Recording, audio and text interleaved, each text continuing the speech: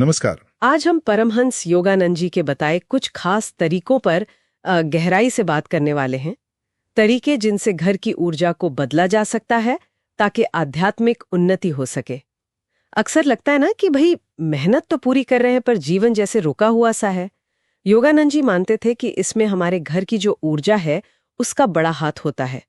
और कुछ स्रोत बताते हैं कि सिर्फ 3 खास चीजें घर में रखने से जीवन में बड़ा बदलाव आ सकता है। हाँ बिल्कुल। और आज हम इसी पर गौर करेंगे कि योगानंद जी के अनुसार कैसे कुछ भौतिक वस्तुएं भी हमारे घर के सूक्ष्म ऊर्जा वातावरण को और कहीं ना कहीं हमारी आध्यात्मिक सेहत को प्रभावित कर सकती हैं। हम उन स्रोतों का विश्लेषण करेंगे जो योगानंद जी की शिक्षाओं पर आधारित हैं। ठीक है, तो चलिए शुरू करते हैं। पहली चीज जो सामने आती है वो है एक आध्यात्मिक ग्रंथ, जैसे भगवत गीता। योगानंद जी ने कहा भी है, जिस घर में आध्यात्मिक ज्ञान नहीं वहां की ऊर्जा मृत समान है। ये सुनने में बड़ा गहरा लगता है। गांव से ऊपर उठाकर एक उच्च चेतना से जोड़ते हैं। इन्हें सिर्फ आदर से रखना भी ऐसा माना जाता है घर में सकारात्मक ऊर्जा कंपन पैदा करता है, जैसे एक सूक्ष्म यज्ञ चल रहा हो। सूक्ष्म यज्ञ? अच्छा, इसे सजावट की तरह नहीं रखना है? हाँ वही, इसे घर के किसी शांत, साफ सुथरी, पवित्र जगह पे रखें तो बेहतर है। भाव महत्वपूर्ण है। समझ गया, भाव। अच्छा, आप दूसरी चीज पर आते हैं। वो है एक घंटी या कोई भी ध्वनि पैदा करने वाला यंत्र। योगानंद जी ने कहा ध्वनि ब्रह्म है। इसका क्या मतलब हुआ, थोड़ा समझाएंगी? देखिए, ध्वनि ब्रह्म है का मतलब है कि ध्वनि को सृष्टि का, चेतना का ही एक रूप माना गया है। मंदिरों में जो घंटी बजती है वो सिर्फ एक रस्म नहीं है, उसके पीछे ऊर्जा का विज्ञान है। ऊर्जा का विज्ञान कैसे? ध्वनि के जो कंपन होते हैं, वाइब्रेशंस, खासकर एक साफ मधुर ध्वनि के, वो आसपास के माहौल से भारीपन को, जिसे हम नकारात्मक ऊर्जा कह देते हैं, मतलब तनाव, चिंता, उदासी से पैदा हुई ठहरी हुई ऊर्जा, उसे तोड़कर हटा देते हैं। वो माहौल को एकदम हल्का और साफ कर देती है। अच्छा, तो क्या कोई भी घंटी चलेगी? एक स्रोत में किसी साधक का जिक्र था जो दरवाजे पर लगी घंटी रोज बजाते थे और उन्हें लगता था कि मार्गदर्शन मिल रहा है। हाँ, देखिए, घंटी कैसी है ये उतना जरूरी नहीं जितना उसे बजाने का भाव है, श्रद्धा है। क्या उसे बस ऐसे ही बजा दिया या एक इरादे के साथ कि मेरे घर की ऊर्जा शुद्ध हो? यही भाव उस ध्वनि को एक पुल बना देता है, हमें ब्रह्मांडीय चेतना से जोड़ने का।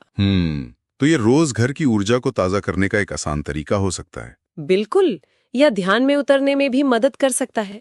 जैसे योगानंद जी खुद या रामकृष्ण परमहंस, बुद्ध, कृष्ण, किसी की भी।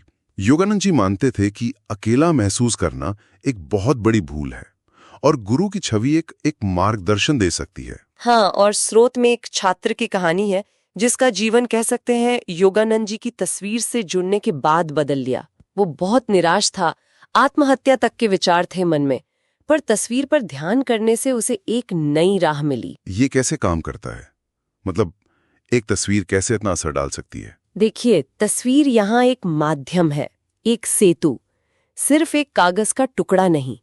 जब हम रोज उसे देखते हैं ध्यान से, बिना कुछ मांगे, तो हमारे मन की जो तरंगे हैं वो उस तस्वीर से जुड़ी हुई दिव्य चेतना की फ्रीक्वेंसी से जुड़ने लगती हैं। ये बस याद दिलाती है कि हमारी असलियत क्या है, हमारी क्षमता क्या है। तो ये मूर्ति पूजा जैसा नहीं है, बल्कि उस चेतना से जुड़ाव है। हाँ बिल्कुल, इसे आप चेतना से जुड़ने का एक फोकस पॉइंट कह सकती हैं। हाँ। और इसे रखने के लिए घर का पवित्र कोना, जैसे उत्तर पूर्व दिशा जहाँ सुबह की रोशनी आती हो, वो आदर्श माना जाता है। रोज कुछ पल बस मौन होकर उसे देखें।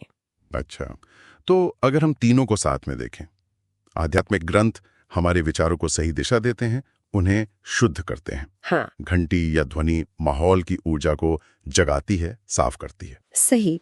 और गुरु की तस्वीर हमें अपनी दिव्यता की याद दिलाती है, एक तरह से मार्गदर्शन करती है।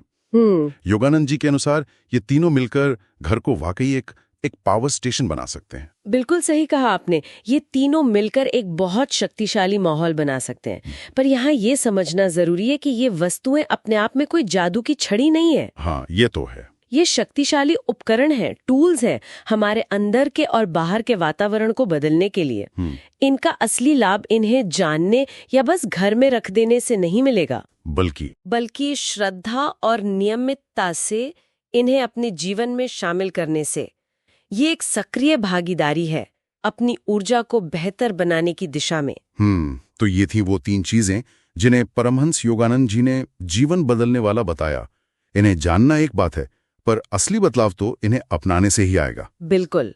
और चलते चलते एक विचार छोड़कर जाती हूँ जी। क्या इन खास वस्तुओं से भी आगे बढ़कर सिर्फ एक पवित्र स्थान बनाने का इरादा, चाहे वो किसी भी रूप में हो, क्या सिर्फ ये इरादा ही हमारे रोज के अनुभव और आध्यात्मिक रास्ते पर गहरा असर डाल सकता है? इस पर सोचा जा सकता है।